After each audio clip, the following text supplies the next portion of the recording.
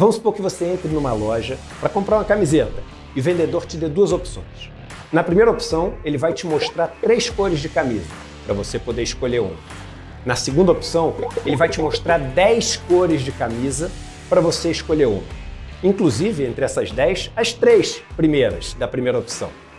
Obviamente, você vai escolher ficar com a segunda opção, para ter mais camisetas de onde você vai poder escolher a sua, não é?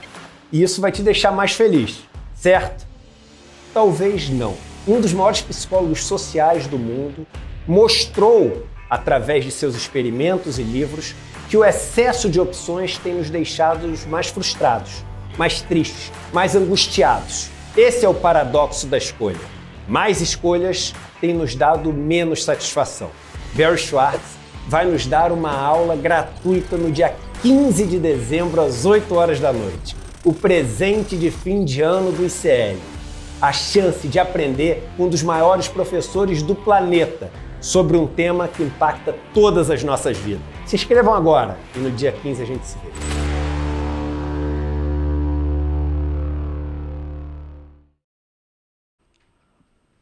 Muito bem, pessoal, estamos começando o Desperta de hoje, quinta-feira, 12 de dezembro, 7h02 da manhã. Muito bom dia para todo mundo que já está por aí. Mais um super evento neste domingo às 8 horas da noite do ICL. Não percam a inscrição, Jimmy, no nosso link, né?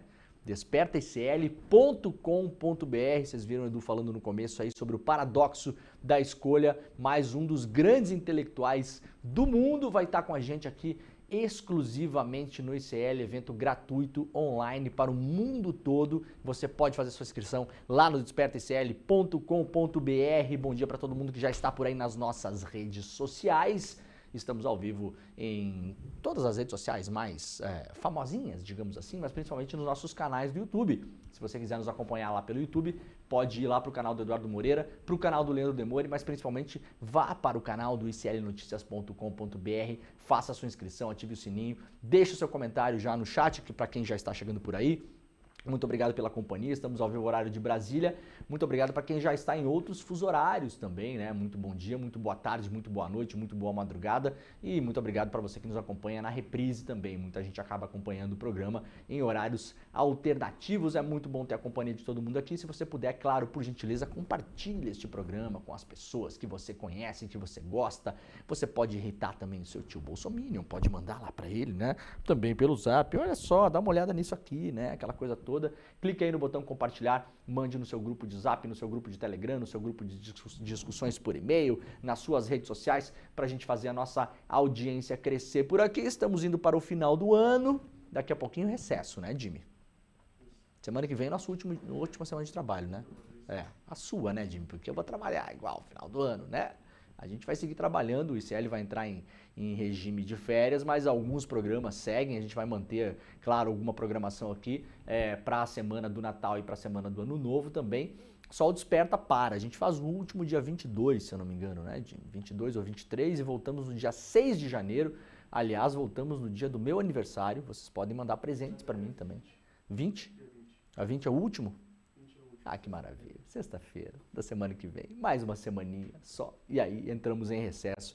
A gente volta no dia 6 de janeiro com energias renovadas, né? Depois do Natal, depois do Ano Novo.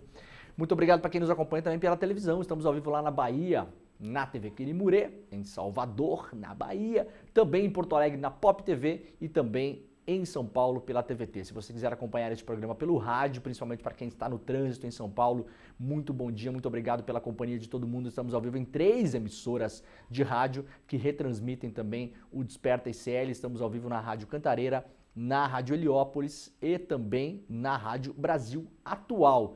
No ano que vem a gente vai ter mais emissoras aqui transmitindo, né? A gente vai fazer uma grande rede do ICL para transmitir os nossos programas para o Brasil todo, tá bom? Obrigado pela companhia de todo mundo por aí.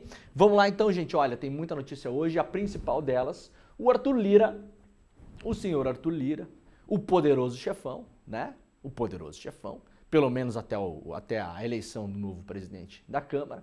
Depois sabe-se lá o destino. Muita gente fala, inclusive, que vai virar ministro do governo Lula. Pois é, tem essa possibilidade. Decidiu expulsar o ICL da Câmara dos Deputados.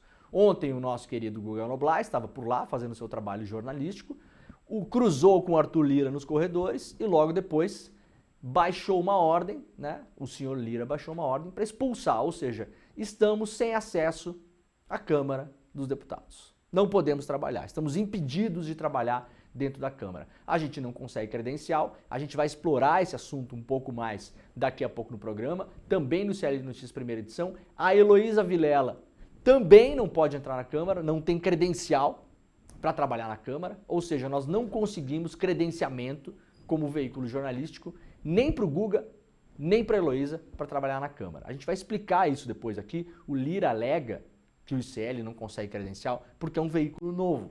Então, assim, o Arthur Lira decide, né? Veículo novo é você, veículo velho é você. Aparentemente só veículo velho pode entrar lá, veículo novo não pode entrar lá.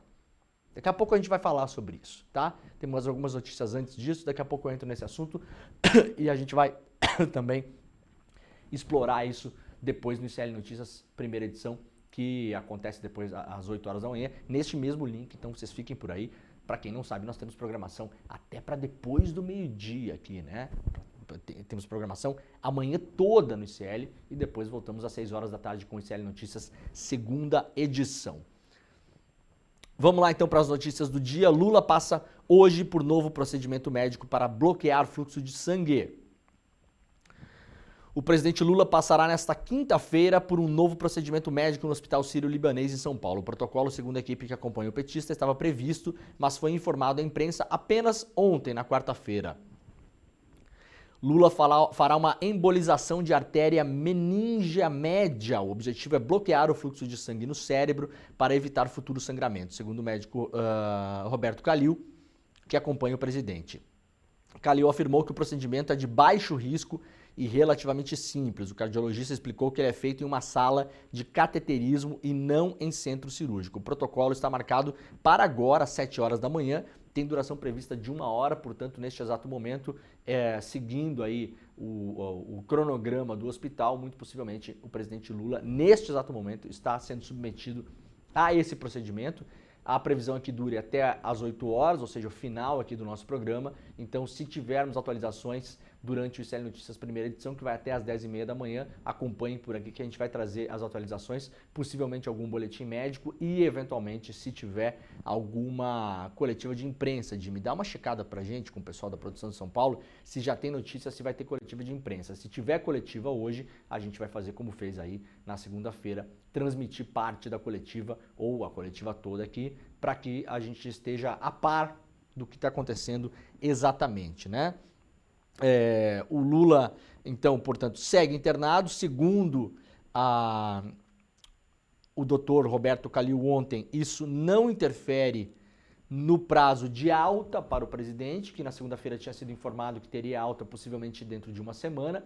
Esse procedimento é um procedimento, digamos assim, acessório do primeiro procedimento que foi feito com o presidente na segunda-feira, ou seja, é algo que pode eventualmente ser feito quando se faz o primeiro procedimento que o presidente fez na segunda-feira. Muitas críticas em relação à comunicação aí do Hospital Sírio-Libanês também, porque poderia ter avisado isso na segunda. Ah, mas como é que vai avisar se não sabe se vai fazer?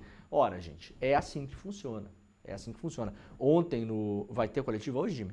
A princípio vai ter às 10 da manhã. Às 10 da manhã. Então, coletiva marcada às 10 da manhã lá no hospital. A gente vai acompanhar essa coletiva. Aliás, a gente já está com o repórter na porta do hospital. O André Graziano, nosso repórter, vai fazer a primeira entrada hoje às 8 horas, mais ou menos 8h10 da manhã, no ICL Notícias, primeira edição, lá do Hospital Sírio-Libanês, e vai acompanhar, né, o pós-operatório de hoje para trazer informações do local, lá do hospital. Então fiquem ligados e fiquem ligadas por aqui.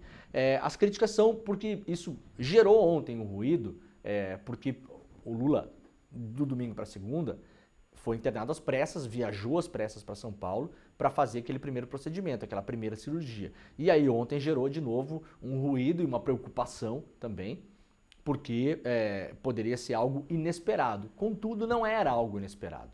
Era algo que já na segunda-feira o hospital poderia ter informado, olha gente, terminamos esse procedimento de hoje, ocorreu tudo bem e tal. Nos próximos dias talvez não se faça nada, mas eventualmente nesses casos há um outro procedimento ou outros procedimentos que podem ser feitos. Isso poderia ter sido preparado já para a imprensa, porque senão você pega todo mundo de surpresa, corre todo mundo, todos os jornalistas correm para o hospital, parece que é uma coisa grave, uma coisa de última hora que ninguém sabia que ia acontecer, né? Ontem, inclusive no ICL Notícias segunda edição, falando com os colegas, eu lembrei que em 2009, se eu não me engano, quando o Felipe Massa, piloto de Fórmula 1, sofreu aquele acidente e na Hungria, em Hungaroring, lembra que saltou uma mola, acho que era do carro até do Rubinho Barrichello, né?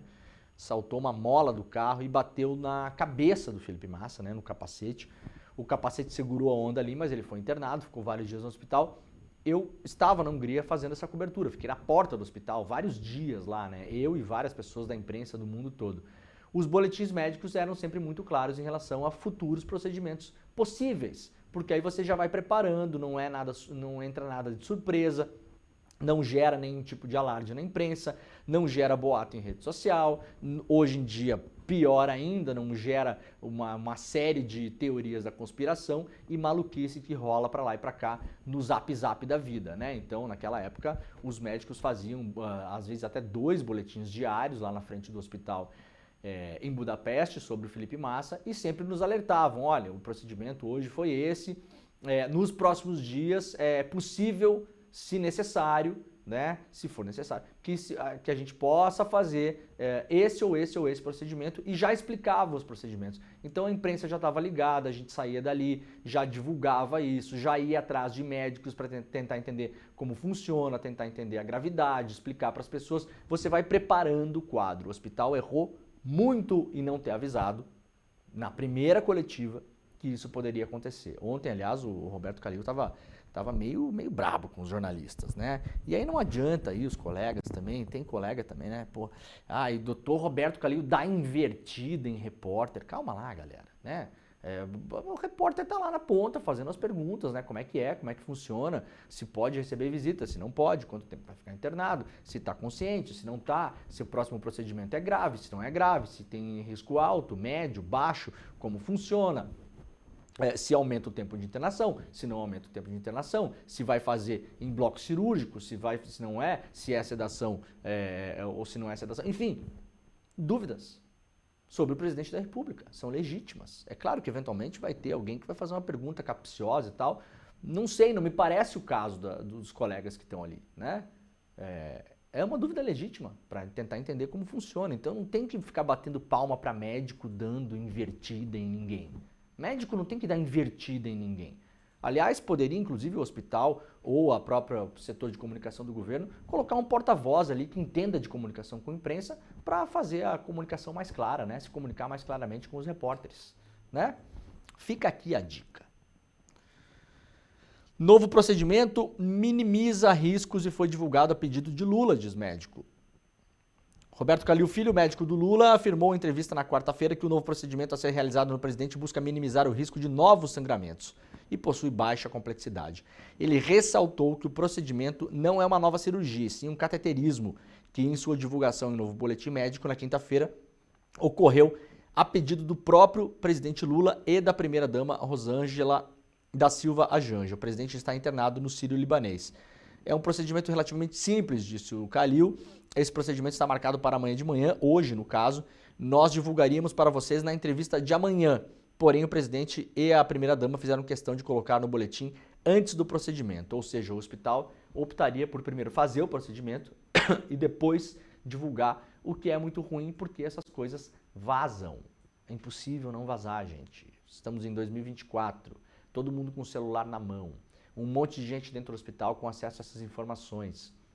Eventualmente, pessoas que gostam do presidente podem comentar com um amigo, com um familiar, com qualquer pessoa. Não, vai tá tudo bem, vai só fazer não sei o que, mas beleza, pronto, vazou. Eventualmente, pessoas que não gostam do presidente podem vazar também, para alimentar teorias da conspiração. Então, não é assim que o mundo está girando hoje em dia. Antecipe-se, explique, divulgue. Dê transparência para a coisa. É o presidente da República, né? Interessa sim saber como as coisas estão nesse momento. Vamos lá para decisões da Câmara. Pacote de gastos. Relator prevê votação na próxima semana, mas vê dificuldade em manter bloqueio de emendas como quer o governo.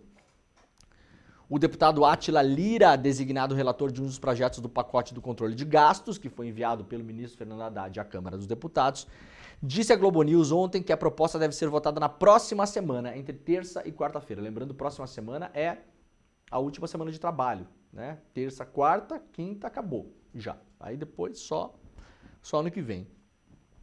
Contudo, um dos pontos do projeto defendidos pelo governo deve ter dificuldades para ser aprovado pelo Congresso, a previsão de bloquear as emendas parlamentares. Isso é matéria difícil, mesmo que fique o entendimento do governo no meu relatório, vai acontecer um destaque, ou seja, já está antecipando que os caras vão retalhar o projeto do governo e vão aprovar, claro, só o que interessa a eles, né?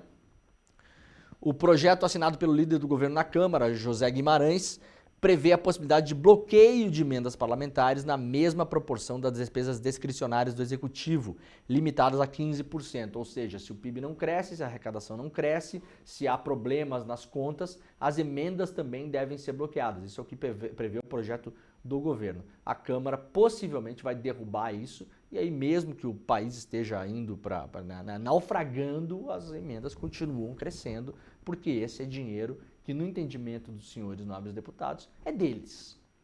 É deles, fazem o que querem com esse dinheiro. A gente já vai mostrar mais um caso aqui do que fizeram com esse dinheiro das emendas. Como mostramos ontem, aliás, emendas do Elmar Nascimento, que foram para uma prefeitura de 70 mil habitantes, no valor de 30 milhões de reais, o dobro do que foi enviado, por exemplo, para Salvador, que é a capital do estado da Bahia. Isso só até junho do ano passado, e a Polícia Federal fez uma operação e já identificou que essas pessoas estavam simplesmente roubando esse dinheiro. No passado, não tão remoto assim, em que esse país se preocupava tanto com a corrupção, a imprensa se preocupava tanto com a corrupção, né? É porque era só de um partido lá, então era um problema, né? Hoje, aparentemente, não é mais um grande problema a corrupção. As pessoas não se importam mais com isso, né? O pessoal de direita que votou para combater a corrupção, eu posso imaginar que não deva estar espalhando esses cortes pela internet também, né? Estão esperando envolver alguém do PT para espalhar os cortes. Posso imaginar, né? Então o problema não é exatamente a corrupção. Portaria que libera emendas opõe governo Lula a Dino e gera mal-estar. A portaria do governo para retomar o pagamento de emendas parlamentares gerou mal-estar entre aliados de Lula e o ministro Flávio Dino. A contrariedade de integrantes do governo cresceu após Dino negar na segunda-feira 3 pedidos feitos pela AGU para facilitar o desbloqueio de 13 bilhões em emendas não empenhadas. Os pedidos do governo estavam alinhados com a cúpula do Congresso. Eles miravam o pagamento de emendas PIX e a identificação dos parlamentares autores originais das emendas de comissão. A gente explicou bastante isso ontem aqui, quem quiser pode recuperar o programa, mas basicamente o Dino em agosto bloqueou as emendas, depois definiu novas regras com base na Constituição, princípio de impessoalidade, transparência pública, na lei de responsabilidade fiscal e colocou regras para os parlamentares, né, mínimas, básicas. Por exemplo, tem que colocar o nomezinho para quem manda emenda. Quem está mandando emenda para a prefeitura? Fulaninho, coloca o seu nome ali. Não tinha nome, né? Não tinha nome para quê? Para fugir da responsabilidade caso acontecesse o que a gente vai mostrar daqui a pouquinho que acontece com esse dinheiro. O que deve estar acontecendo, inclusive, com a maior parte desse dinheiro. Demandou que os parlamentares apresentassem projetos antes de mandar as emendas. Ora, projeto, você vai gastar esse dinheiro para quê?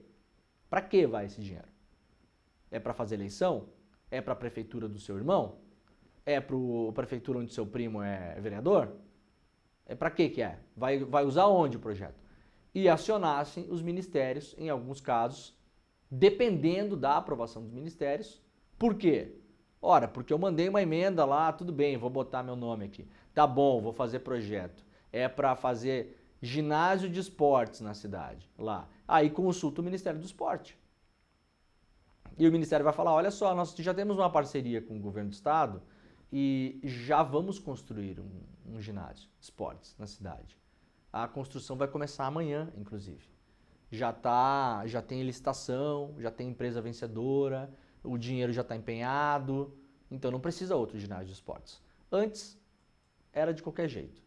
Aí o Dino colocou regras. O governo, nesse caso, se juntou às lideranças da Câmara para tentar derrubar as regras do Dino, algumas delas, porque o governo precisa dessa gente para aprovar projetos. E o Dino, na segunda-feira, negou o recurso da AGU. Então isso está gerando aí nos bastidores, né, um certo atrito entre o ministro e o governo. Vamos lá para o iclnoticias.com.br. Copom eleva a Selic para 12,25% ao ano.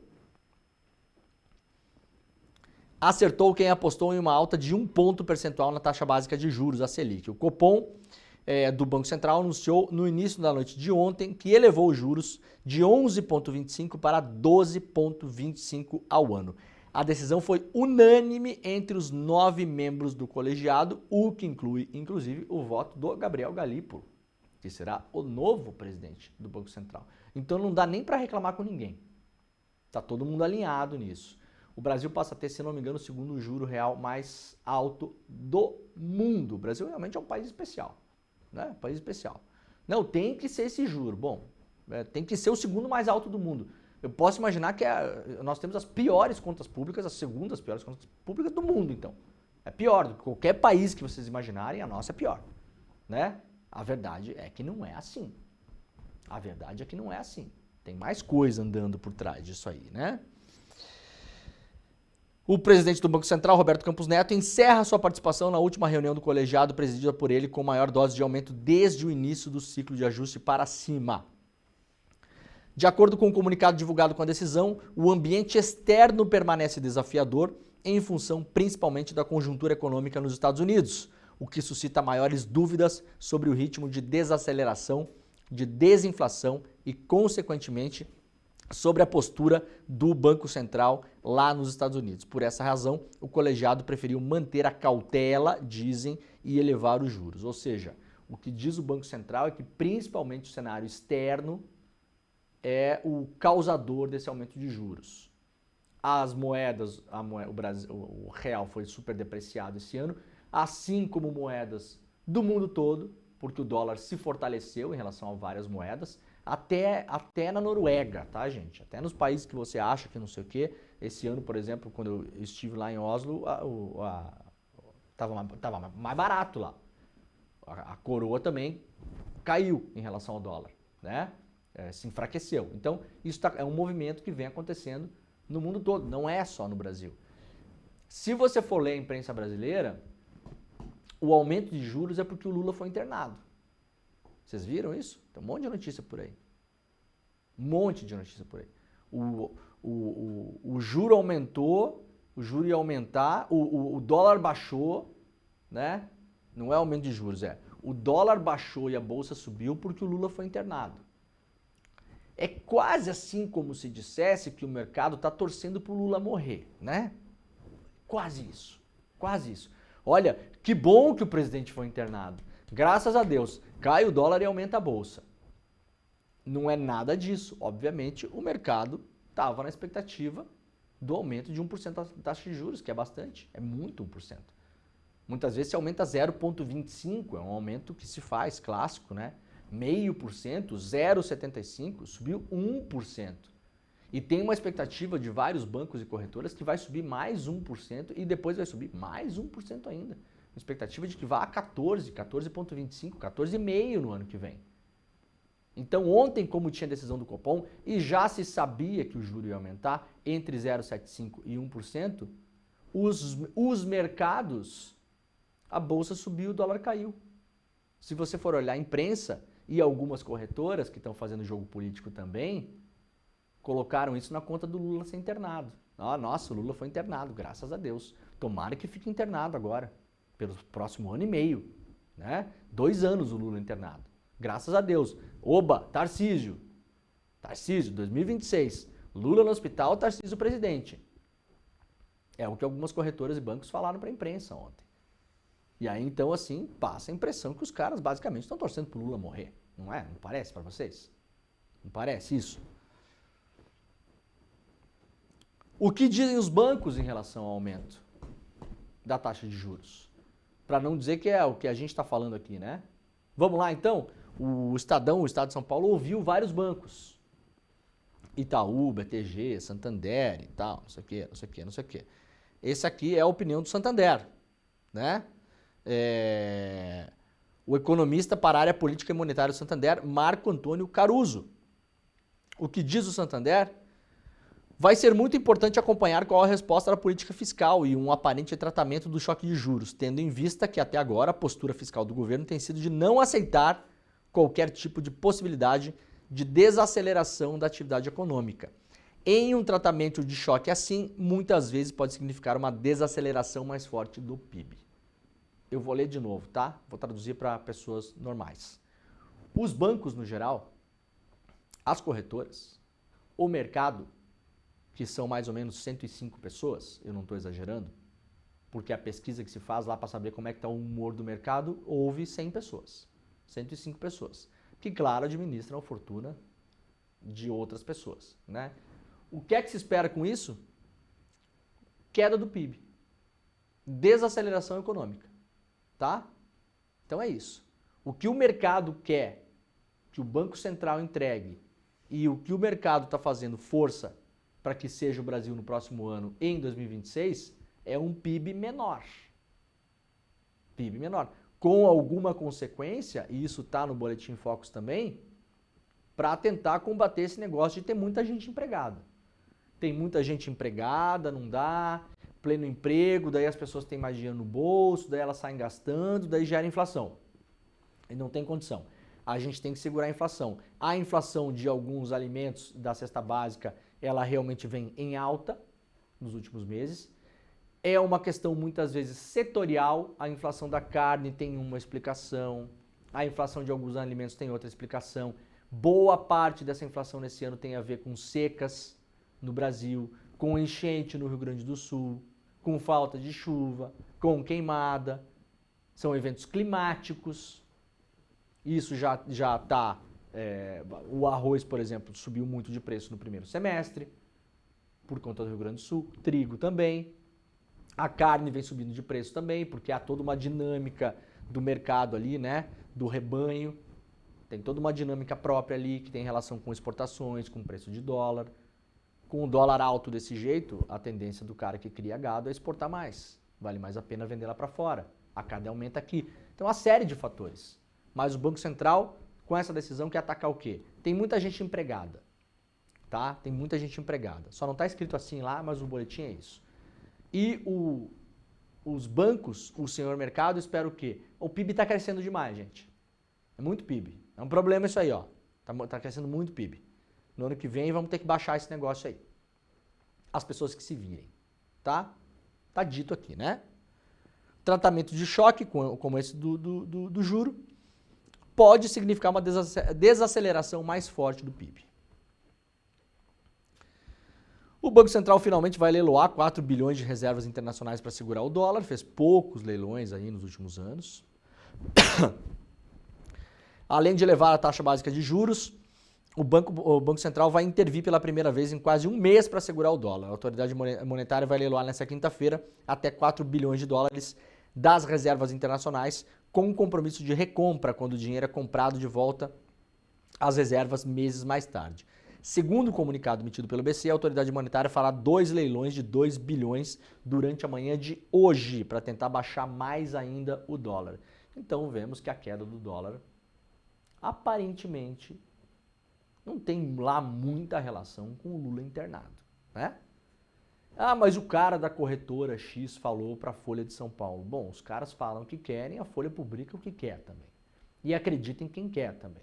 Essa gente está fazendo política rasteira, política vagabunda, né? Se você dá voz para isso e passa isso como informação, sem colocar em dúvida e sem colocar os outros elementos que estão no jogo, num dia em que o Banco Central se reúne para aumentar juro, é óbvio que o dólar cai e a bolsa sobe. Sempre é esse movimento, raramente não é esse movimento. Dá para imaginar que o motivo é muito mais esse do que a internação do Lula, né? Agora, quando você passa para frente essa notícia, você está fazendo política vagabunda de gente vagabunda do mercado que já está fazendo política eleitoral com o nosso bolso para 2026, né?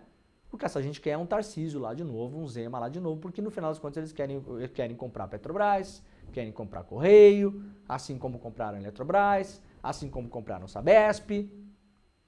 Não percam isso de vista, o objetivo é esse, gente. É botar a mão em empresa ultra lucrativa estatal ou de economia mista, para encher o bolso de dinheiro, tá? Vamos olhar lá na frente esse negócio. Polícia Federal prendeu 1,5 milhão com suspeitos de desvios dias antes da operação Overclean. Investigação apontou que dinheiro era para propina. Isso aqui é dinheiro de emendas. Uma semana antes da operação Overclean, deflagrada na terça-feira, a Polícia Federal apreendeu 1,5 milhão com suspeitos de desvios milionários em recursos públicos. Para a Polícia Federal, não há dúvidas de que o dinheiro tinha origem ilícita e destinava-se ao pagamento de propinas em Brasília. Isso aqui é dinheiro de emenda, envolve deputado que mandou Pix para a prefeitura, que mandou Pix para a empresa lá do negócio das secas. Isso aí tudo foi desviado depois. Tudo desviado depois. Bloqueio de bens, só nesse caso, passa de 130 milhões de reais. Um casinho só, um casinho no meio do mar bilionário das emendas. Eu vou repetir, a gente vai ver mais coisas dessas aqui, caso não haja aí um acordo para não olhar mais, para olhar para o outro lado. Esse aqui, vocês podem ter certeza, se juntar tudo o que está acontecendo. Kit robótica do Arthur Lira, né? Kit robótica do Arthur Lira. Tinha bilhetinho escrito Arthur Lira, só não estava escrito Lira, estava escrito Arthur com TH. Nas buscas e apreensões da Polícia Federal, tinha até bilhetinho com o nome do Arthur.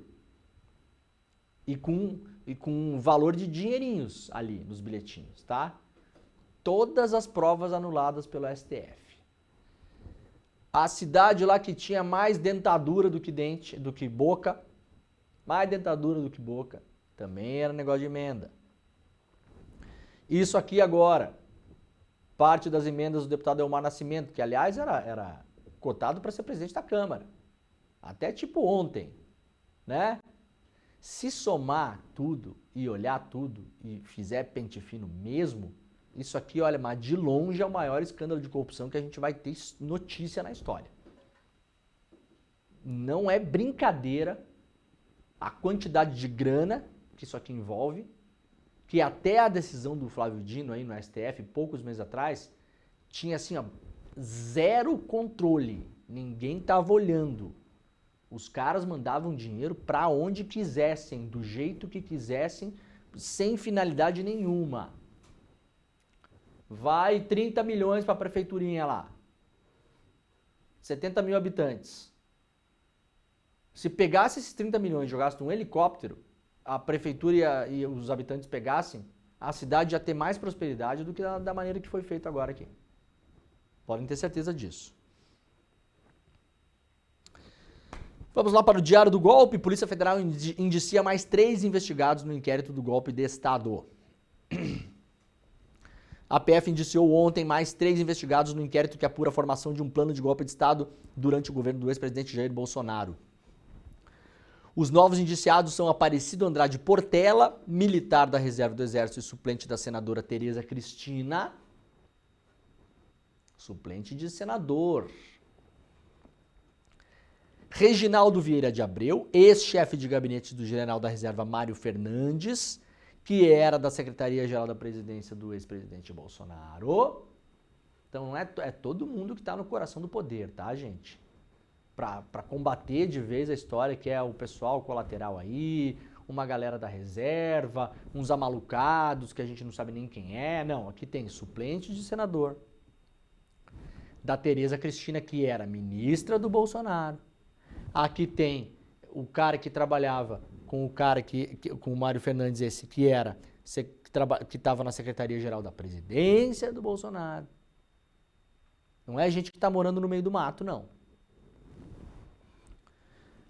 E o militar Rodrigo Bezerra de Azevedo, um dos tais os kids pretos do Exército também, acusado de participar do trabalho de monitoramento do ministro Alexandre de Moraes. Portanto, 3 outros novos militares também, né? Com os novos indiciamentos, o inquérito que investiga a tentativa de golpe passa a contar com 40 indiciados, entre eles o ex-presidente Bolsonaro, o Braga Neto e o Augusto Heleno. Polícia Federal acumula indícios sobre militares em financiamento do plano de golpe. A Polícia Federal tem acumulado indícios de que militares arrecadaram recursos ou buscaram formas de financiar, aí como a Folha e o UOL começaram a chamar, né? A suposta tentativa de golpe de Estado no final de 2022. Para o processo judicial é suposta. Para a história é tentativa, a gente já viu. Os caras tentaram mesmo. Ah, mas tem diferença entre uma coisa e outra? É claro que tem diferença entre uma coisa e outra. Em 61, quando o Jânio Quadros renuncia e o vice João Goulart está em viagem na China, fizeram várias manobras políticas no Brasil para tentar impedir que o Jango tomasse posse. O vice eleito, que deveria tomar posse, segundo a Constituição e as leis do país, quase foi impedido por uma série de manobras. Aquilo foi o quê? Uma tentativa de golpe, que se concluiria em 64. Teve a campanha da legalidade, que é expressa na figura do Leonel Brizola. Conseguiram segurar ali. Uma parte do exército já queria dar golpe de Estado ali. Teve movimentação de tropas. O Brizola conseguiu convencer o comandante do Sul a segurar a democracia na unha e, se necessário, na bala. Teve movimentação de tropas também. Quase que o Brasil entra numa guerra civil, de exército contra exército na época. E conseguiu se segurar a democracia. Fizeram um acordão lá para mudar o sistema presidencialista na época. E o Jango assumiu. O que é aquilo à luz da história? Uma tentativa de golpe de Estado. Alguém foi condenado? Não. Não. A gente não analisa a história só pelo que decide a justiça, né, gente? Até porque a justiça erra, muitas vezes, se omite, demora, a coisa prescreve, uma série de fatores. Então, amigos do UOL, não é suposta tentativa de golpe de Estado. A tentativa está dada, a gente tem uma responsabilidade em contar essa história direito, né, galera? O que vai decidir a justiça depois é uma outra coisa. Isso é uma outra coisa. Isso aqui não é decisão judicial, isso aqui é notícia. Né? A PF incluiu mais, então, esses 3 militares no inquérito. O Braga Neto também é suspeito de financiar ações golpistas. O Mauro Cid afirmou em um depoimento na última quinta-feira que o Braga Neto teria transitado dinheiro aí para financiar o golpe, inclusive deu detalhes que seria numa embalagem de vinho, segundo o Cid. Tudo isso a comprovar. Não temos acesso a nenhuma prova em relação a isso até agora, por enquanto temos a palavra do Mauro Cid. E as mensagens apontam que os militares fizeram um orçamento de mais ou menos R$100 mil, que era a estimativa de gastos para fazer parte desse plano, né? Valdemar da Costa Neto visita Zanin, que preside a turma do seu inquérito, e depõe a PF. O presidente do PL, do partido lá do Bolsonaro, Valdemar da Costa Neto, visitou nesta quinta-feira, visita hoje, né? O ministro Cristiano Zanin, em seu gabinete, depois vai depor a Polícia Federal em mais um desdobramento do inquérito do golpe. O encontro consta na agenda oficial de Zanin. A anotação diz apenas visita de cortesia do Valdemar da Costa Neto para o Zanin. O encontro ocorre após Valdemar e Jair Bolsonaro se encontrarem com a autorização do Alexandre de Moraes na missa... Opa, o que deu aqui? Volta para cá. Na missa de 7º dia da mãe do presidente do PL em Mogi das Cruzes. O novo depoimento marcado para a PF nessa tarde, Valdemar tem depoimento para falar sobre a atuação do juiz federal Sandro Nunes Vieira, apontado pela PF como sendo um dos responsáveis por auxiliar ilegalmente o PL a elaborar um relatório questionando as urnas em 2022. Na época em que teria sido auxiliado a sigla, o juiz estava lotado no TSE. Em entrevista ao UOL, Valdemar admitiu que o levantamento não tinha nenhuma prova de irregularidade nas urnas. Portanto, vai depor hoje de novo o Valdemar da Costa Neto. Eu acho curioso esse acesso a juízes do Supremo, né? Dime, se você tiver um problema com a justiça, você acha que você consegue marcar uma audiência com o Zanin? Acho que não, né? Eu acho que não consigo também. Vocês aí, do chat, vocês acham que se vocês tiverem um problema com a justiça, vocês conseguem marcar audiência com o ministro Supremo? Consegue? Será? Acesso à justiça tem que ser para todo mundo igual, né? Eu acho bem estranho, né? O cara conseguir marcar uma visita de cortesia para um ministro do Supremo. Ah, e pode? Bom, pode. Faz o que quer, né? Alguém aqui do chat, por gentileza? Estamos com quantas mil pessoas assistindo a gente aí, Jimmy? Vamos ver como é que tá a nossa audiência. Vamos fazer uma amostragem. Tem aqui, ó. Temos neste exato momento 18 mil pessoas acompanhando a gente nas redes sociais. 18 mil pessoas acompanhando nas redes sociais. Mais as pessoas que nos acompanham pelas emissoras de TV e pelo rádio. Tá? Então a gente está falando de 18 mil para mais. Aliás, não são 18 mil pessoas, são 18 mil aparelhos conectados. Tem gente que conecta aí na TV de casa, no restaurante, na academia. Então, dá para chutar que a gente tem aí 25, 30, 40 mil pessoas para mais assistindo o programa.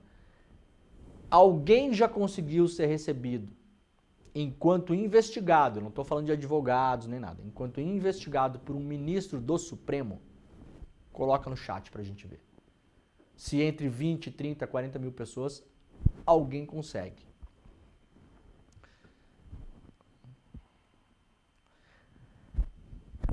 Câmara aprova a proibição de uso de celulares em escolas do país. A Câmara dos Deputados aprovou nesta quarta-feira o projeto de lei que proíbe o uso de celulares nas escolas públicas e privadas durante a educação básica, que vai do ensino infantil ao ensino médio. O texto tramitou lá e segue agora direto para o Senado, sem precisar passar pelo plenário da Câmara.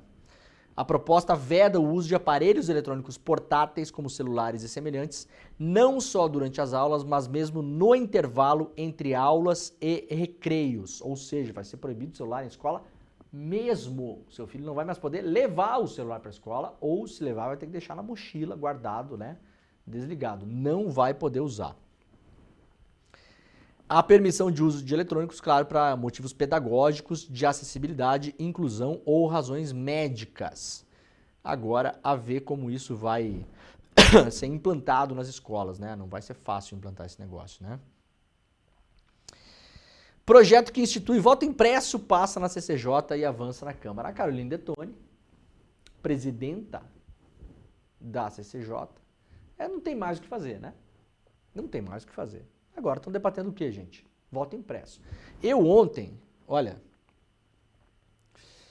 a CCJ da Câmara aprovou o projeto, essa quarta-feira, o projeto de lei que estabelece voto impresso e recontagem física do resultado das eleições, para lá. O projeto ainda amplia os poderes e o questionamento do resultado das eleições, ao atribuir à administração pública que tem o ônus de comprovar a legalidade dos pleitos. A proposta foi retomada, o texto foi aprovado por 31 votos a 20, lá na comissão, né?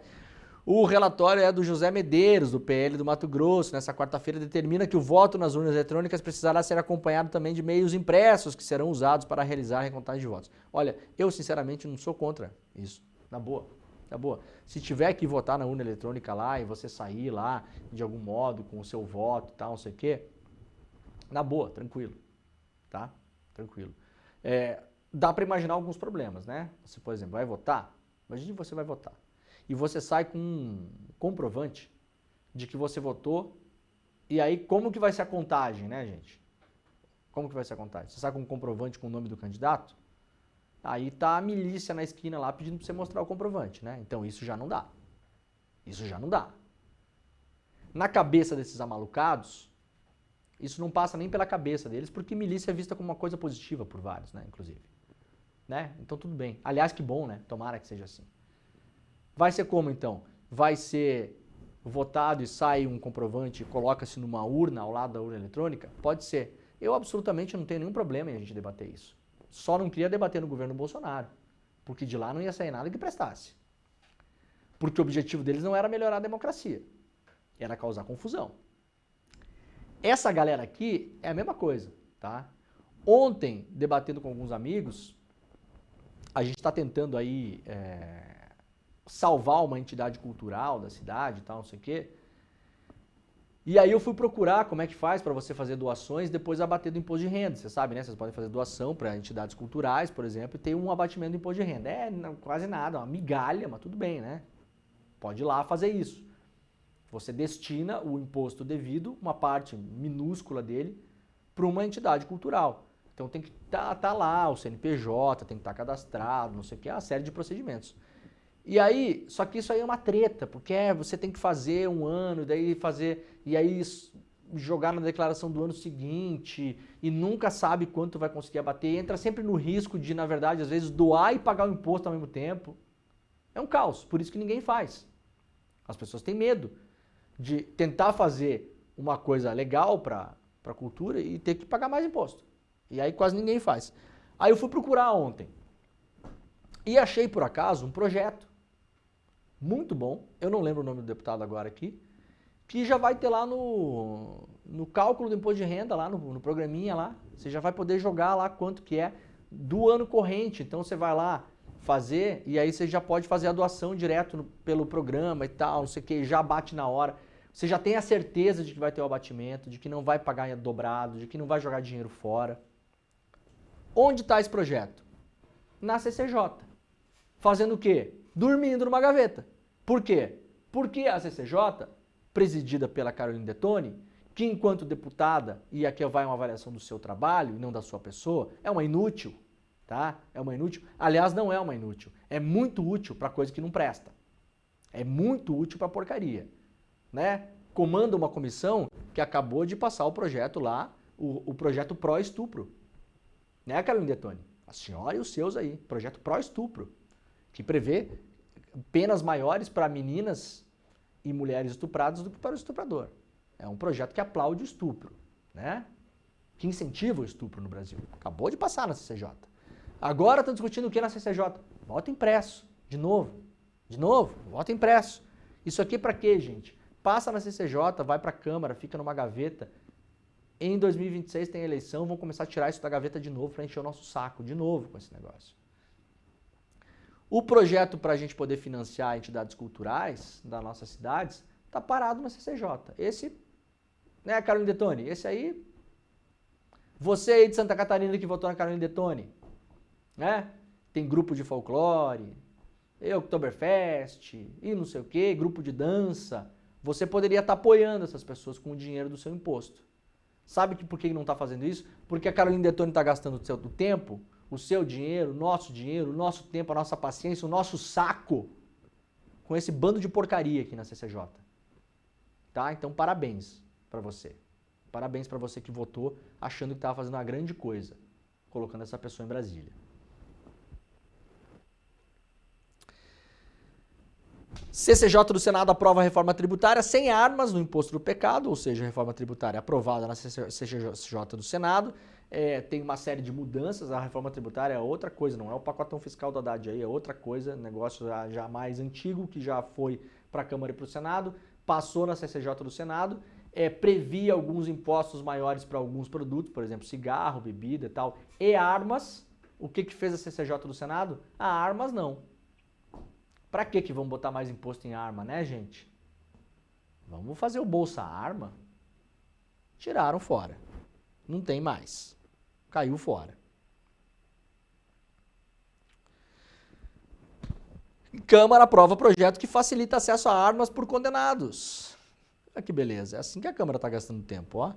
Aprovou na quarta-feira um projeto que permite que pessoas investigadas em inquéritos policiais ou condenadas em primeira instância possam registrar armas. A proposta agora volta ao Senado porque houve alteração do texto. Bom, galera, olha só. O nosso querido Guga Noblar foi expulso da Câmara pelo Arthur Lira ontem. Ontem a gente estava lá no grupo do ICL conversando e tal, e o Guga nos relatou, olha só, acabei de ser expulso da Câmara, não posso mais entrar, não posso mais trabalhar. O presidente Arthur Lira está cerceando o trabalho da imprensa na Câmara, né? Que ele pensa que é dele. Quem paga aquela estrutura lá é a sociedade civil. Inclusive o Guga Noblar. Né, Guga? O Lira usou do seu dinheiro para tirar você da Câmara ontem, Guga.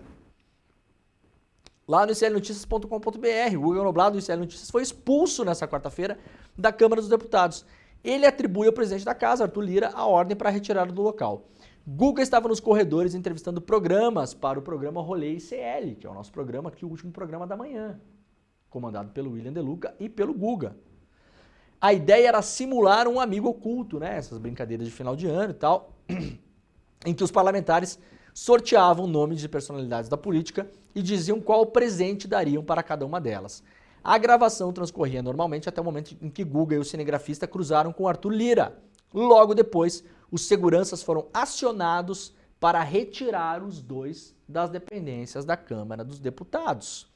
A alegação é de que estavam com credencial desatualizada. No entanto, o pedido de uma nova credencial para o ICL Notícias foi feito há muito tempo e negado. Qual é o motivo da negativa? Ou seja, ICL, vocês não podem entrar aqui para trabalhar. Por quê? O motivo: somos um veículo novo. Então, veículos novos de comunicação não são autorizados. Aí eu me pergunto, veículos novos, senhor Arthur Lira, é o que exatamente? Veículos nativos digitais? Ou seja, veículos que já nasceram na internet? Esses são os novos? Se a linha de corte é essa, eu quero saber a lista dos veículos que têm acesso à Câmara. Por exemplo, o site Poder 360, que é um veículo nativo digital, eles têm credencial, sim ou não? Quero saber. O site Metrópolis, que é um veículo nativo digital, tem credencial, sim ou não? Quero saber. Ah, tem, né? Tem. Ou não tem. E aí o ICL é veículo novo. Ou o veículo novo é uma questão de tempo. Veículo novo é quanto tempo? É 1 ano para veículo novo? 3. Qual que é a maioridade de veículos? Quando que o ICL vai poder tirar a carteira de motorista, Arthur Lira? É com quantos anos? Com 18? Tem que esperar 18 anos para a gente tirar a carteira de motorista? Para ter acesso à Câmara? Que não é sua. Que não é sua. Quem paga essa brincadeira aí somos nós. Inclusive o seu salário. Né, senhor Kit Robótica? Inclusive os bilhetinhos escrito Arthur no Kit Robótica. Que o STF pode até ter derrubado as provas lá, o Gilmar Mendes. Mas não dá pra desver, né, Arthur Lira? Não dá pra desver o que a gente viu ali. O Kit Robótica. Né? Tava fazendo aparentemente uma NASA lá nas cidades que o senhor quer eleger os prefeitos. Qual que é a regra para estabelecer se a gente pode ou não pode trabalhar? A Heloísa Vilela não consegue credencial na Câmara. A Heloísa Vilela não consegue credencial na Câmara. Alguém vai conseguir colocar em dúvida se a Heloísa Vilela é uma jornalista profissional ou não? Com décadas de jornalismo. Uma das mais experientes repórteres do Brasil. Repórter internacional, repórter no Brasil, repórter em Brasília, cobriu tudo. Tudo. Por que a Heloísa Vilela não pode ter uma credencial? Por que o Guga Noblat não pode ter uma credencial? Que também tem muito tempo de jornalismo. Parece perseguição, né, Arthur Lira? Eu acho, inclusive, que a gente pode representar alguma coisa contra o presidente da Câmara. Ora, o que é um veículo novo? Quem decide? Quantos anos tem um veículo novo? O senhor sabe quantos jornalistas trabalham no ICL, senhor Arthur Lira? Dezenas. Sabe quantos programas a gente tem por dia aqui? 8. 8 programas. Estamos ao vivo das 7 da manhã até meio-dia e meio. Depois voltamos no final do dia. Temos outros programas, programa de entrevista, Chico Pinheiro, o ICL Notícias que tem Heloísa Vilela, Chico Sá, Chico Pinheiro, Juca Kfouri, Cristina Serra, né? Nós não somos um veículo jornalístico, aparentemente. Eu posso ficar imaginando o que todos esses colegas e mais vários outros, Rodrigo Viana, eu fico imaginando o que a gente faz aqui. Que tipo de trabalho que a gente está fazendo aqui. Completo absurdo. Completo absurdo. Isso aqui é cerceamento da liberdade de imprensa. A gente não vai ver os Nicolas Ferreira da vida se preocuparem com isso, né? o pessoalzinho aí da Liberdade. Cadê as Liberdades? Cadê? Gustavo Gayer. Vamos lá, vamos pra cima do Lira agora, Gustavo Gayer. Cadê a liberdade de imprensa? Cadê a ditadura do Brasil? O Eduardo Bolsonaro vai viajar pro exterior para denunciar que a gente não tem liberdade de imprensa no Brasil porque veículos novos não podem trabalhar. Eu gostaria de saber a lista de todos os veículos que têm acesso à Câmara, para a gente identificar. Daí a gente vai pegar assim, o mais novo que tem acesso à credencial e vai poder imaginar, ah, bom, esse aqui é o mais novo, ele tem 4 anos e 2 meses. Então, a partir de 4 anos e 2 meses pode pedir a credencial. Antes disso não pode. Curioso que, por exemplo, para trabalhar no Senado, a Heloísa Vilela tem credencial. E na Câmara não tem. Então, basicamente, é o poderoso chefão que define quem entra e quem sai. Né? É uma festa privê, hein, Lira? A Câmara virou o seu clube privê, né? Clube privê. Aqueles que tem, sabe, Jimmy? Né? Daqueles, né? Hein, Lira? Bem daqueles, parece. Né? Eu não posso nem falar a palavra que eu queria falar aqui. O Arthur Lira está sentindo dono do pedaço, mas acho que ele não percebeu que está acabando o prazo dele. Já já ele está fora da Câmara e não vai mais ter como perseguir jornalistas, disse o Guga aqui para o site do ICL Notícias. A gente vai falar sobre isso daqui a pouquinho no ICL Notícias primeira edição, que está começando agora. Inclusive o Guga estará lá e a Heloísa estará lá para a gente falar desse absurdo. Mais uma perseguição do Arthur Lira contra o ICL. Lembrando que o Arthur Lira já nos processou e nos impede, com decisão judicial, de falar do caso da Juliane Lins. Como nós não podemos falar e não podemos nem mostrar mais aqui as reportagens que a gente fez e a entrevista que a gente fez com ela, você pode jogar lá no YouTube Juliane Lins, entrevista ICL e assistir a entrevista para entender um pouco mais sobre quem é Arthur Lira. Tá bom? Muito obrigado pela companhia de todo mundo.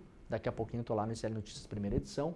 E o Desperta volta amanhã às 7, horário de Brasília. Um beijo, tchau. Você já parou para pensar que hoje em dia a gente toma mais decisões por dia do que um imperador romano tomava durante toda uma vida? Pois é, o excesso de informação nos trouxe um excesso de escolhas. E o pior, que esse excesso de escolhas, que em tese está relacionado com excesso de opções, não tornou a nossa vida mais feliz, tornou a nossa vida muito mais angustiante, muito pior. E um dos maiores psicólogos do mundo, chamado Barry Schwartz, escreveu um livro explicando por que a gente está mais infeliz com tantas escolhas e como sair dessa armadilha. A boa notícia que eu tenho para vocês é que Barry Schwartz, um dos maiores psicólogos do mundo, vai nos dar uma aula sobre esse tema, online e gratuita. Essa aula vai acontecer no dia 15 de dezembro, um domingo, às 8 horas da noite, no horário de Brasília. Um abraço e a gente se vê lá.